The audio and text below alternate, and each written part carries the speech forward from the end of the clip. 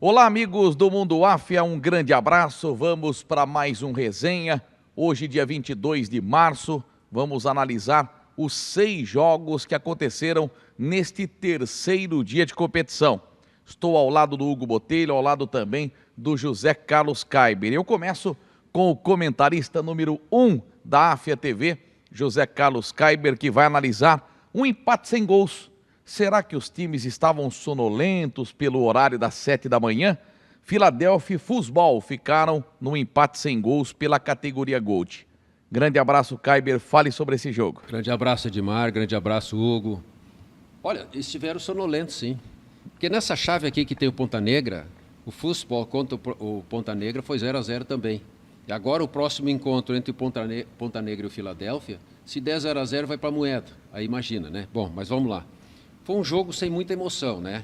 Um jogo muitíssimo assim, a qualidade não foi legal do jogo no primeiro tempo, principalmente no primeiro tempo, né? Foram 6 situações de lances de gol para o Philadelphia, 5 para o Futebol Project, né? Um jogo muito pobre tecnicamente nos ataques, nos 2 ataques, né?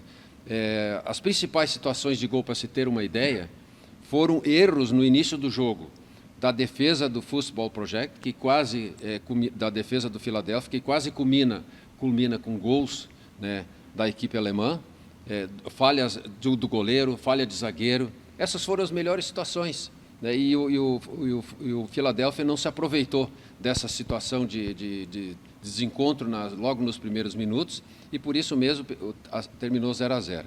Na segunda etapa, pouca coisa apareceu, melhor dizendo.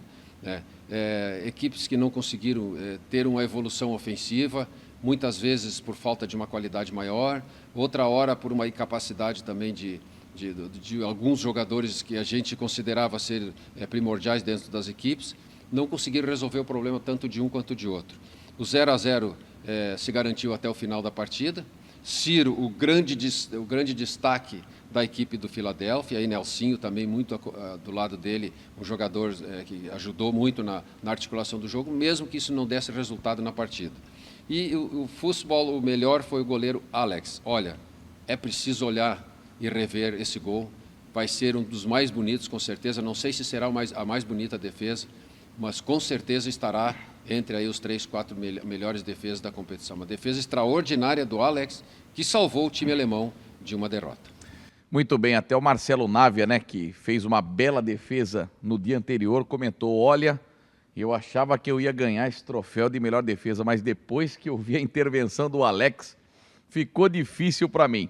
Bom, segundo jogo do dia, categoria Gold também, nós tivemos o Democráticos goleando o América do Distrito Federal, que fazia sua estreia na competição, placar de 4-0. Acontece que a derrota do Democráticos para o Banespa por 1-0 no jogo anterior, gol do Giancarlo de cabeça, não é que desmotivou, mas deu uma sensação de que dificilmente o Democráticos vai para a decisão. Por quê? Porque ele teria que vencer o América como venceu, por um placar elástico, e torcer para o Banespa de Léo Fajardo, de Dantas, de Giancarlo tropeçar contra o América. Mas o Democráticos fez a sua parte, não entrou com sua força máxima. Por exemplo, o Tetel, bom zagueiro, só atuou no segundo tempo, misturou titulares e reservas, colocou todo mundo para jogar e o placar acabou sendo de 4-0. Poderia ter sido mais, se caprichasse um pouco mais nas finalizações, mas o Anael fez 1-0 num bom passe do Vaninho, o próprio Vaninho de pênalti acabou fazendo 2-0 e o Selmo, que entrou no segundo tempo. No primeiro jogo ele foi titular, neste jogo ele entrou na etapa complementar e fez 2 gols, placar de 4-0. Agora a torcida do Democráticos é para que o Banespa tropece contra o América. Uma missão complicada, o Banespa é favorito a chegar à decisão. Vamos para o terceiro jogo e novamente o José Carlos Kaiber para analisar. Nós tivemos o Respeito e Igualdade, que tinha feito um bom jogo na estreia contra o Engemon, chegou a abrir 2-0, tomou a virada para 5-2, ainda fez o terceiro gol com o Pinha, cobrando pênalti. Respeito e Igualdade precisava de todas as formas vencer o Ajax e depois torcer para que Engemon vença todas as partidas, para que ele faça a final com a própria equipe paulista. Fale dessa goleada, mais uma vez o Ajax acabou decepcionando, né? Perdeu de 8 na primeira partida para a União dos Advogados do Rio e hoje perde por 4-1, Kaiber. E se esperava mais, né, Edmar e Hugo, esperava bem mais do time do Ajax, principalmente porque ele tem ali como um dos líderes o Léo Fajardo. E o Léo Fajardo sempre monta boas equipes e também não sei se foi ele que foi o responsável. Foi o Ganso que montou a equipe do Ajax. Mesmo assim, um time que se mostrou frágil, né, no primeiro jogo, levou 8-2, exato, e hoje acabou perdendo por 4-1 para o Respeito e Igualdade. Mas esse time vencedor, ele mostrou a sua força, você falou, Edmar, contra o Engemon. Um time de jogadores, principalmente, né, no ataque, jogadores fortes, velozes, como o Will. Né, e o Will, inclusive, que marcou 2 gols a 4 minutos e 39 da primeira etapa, descontou na primeira etapa ainda o Ajax com o Anderson a 30 minutos. Mas um jogo assim, sem muito brilho, porque o Ajax ele se mostrava bastante frágil, né, taticamente, tecnicamente, coletivamente. E não conseguiu oferecer muita resistência, mesmo que o resultado ficasse só em 2-1. Mas na segunda etapa, se aproveitando da fragilidade do adversário, o Respeito e Igualdade ele fez 3-1 com o Roberto a 19 minutos e a 40 minutos fechou o caixão com o Índio, fazendo 4-1. Um jogo praticamente unilateral de uma equipe só, mesmo que por alguns momentos o Ajax conseguisse fazer um equilíbrio, mas era um equilíbrio sem a sustentação suficiente para ainda levar mais gols. Acabou perdendo por 4-1, num jogo onde o destaque esteve com o Will, que também tinha feito uma bela partida contra o time da Engemon, e do outro lado tivemos que escolher o Léo Fajardo, mesmo que o Léo não fosse brilhante, mas não teve nenhum jogador que conseguiu jogar um pouquinho, pelo menos, mais que o Léo para ser escolhido no lugar dele. Então, assim eu vi esse jogo. Respeito e Igualdade 4, Ajax 1. Perfeito. Vamos agora para o quarto jogo. A Engemon em campo. Dependia só de suas forças para chegar à final. Se vencesse União dos Advogados do Rio de Janeiro, iria para a final. E olha, 2 ataques letais, né? Porque União dos Advogados do Rio marcou 8 gols na estreia e Engemon marcou 5. E hoje a gente viu um futebol abaixo do Eduardo Marques, um futebol abaixo do Maciel, um futebol abaixo do Daniel Lozov. Foram jogadores que não brilharam pela Engemon hoje. Mas como o elenco é recheado, tem grandes jogadores, o que brilhou hoje? O meio-campo da Engemon. Marcinho abriu o placar com um belo chute da meia-direita, a bola desviou e encobriu o goleiro. Depois nós tivemos o Osmar, que entrou no decorrer da partida e eu avisava, Osmar chuta forte, cuidado com o Osmar. E ele acertou um belo chute de fora da área, fazendo 2-0. E na nossa rede social, o nosso YouTube, a torcida da Engemon tem que colocar o Ricardinho, é aniversário dele, tem que ter o gol, parabéns para você. E saiu o gol, parabéns para você. Uma jogada do Marquinhos da Bocha, que foi unanimidade, o melhor em campo. Uma das grandes partidas do Marquinho, lateral direito, com a camisa da Engemon. Ele foi na linha de fundo e cruzou para o gol do Ricardinho. Todo mundo fez a festa com o camisa 23. Então, 3-0 para a Engemon. Muito se esperava do Gil, que tinha feito 4 gols na primeira rodada. Ele foi anulado pela forte marcação da Engemon com o Tadeu. Muitos falam Tadeus, pelo bom futebol que ele apresenta. E o Will. Então, o Gil pouca oportunidade teve. Nas oportunidades que o time carioca teve, esbarrou no Gambelli, que é um belíssimo goleiro. Então, 3-0 em Engemon, está classificada para a final. E olha, não duvido que tenhamos ainda uma decisão em Engemon e Respeito e Igualdade que venceu, né, Caio? Em cima disso aí, eu vi no ônibus, eu vi para o hotel no ônibus do próprio Respeito e Igualdade. Não vi no ônibus deles, eu vi um pouquinho mais tarde. Mas aí, o pessoal da Engemon está muito preocupado que se for o Respeito e Igualdade o finalista, ele ganhar, garanta a vaga para a final, muito preocupado com a jogada aérea. Isso. Porque de 6 levantamentos na primeira etapa, 5 bolas foram vencidas pelos jogadores da equipe do adversário. Isso, essa preocupação existe por parte da Engemon. Principalmente com o Éder, zagueiro, né? O Éder e o jogador, o Gil, né? Isso. São os 2 jogadores muito perigosos na bola. São expoentes. Então, placar de 3-0 em Engemon, classificada para a final, é o primeiro time garantido na decisão aqui da Copa Áfia Salvador Bahia. Bom, do meu lado esquerdo, o Hugo Botelho comentou os últimos 2 jogos do dia. Nós tivemos o Cooper vencendo o Boleiros por 1-0. E aquilo que nós comentamos, né, Hugo?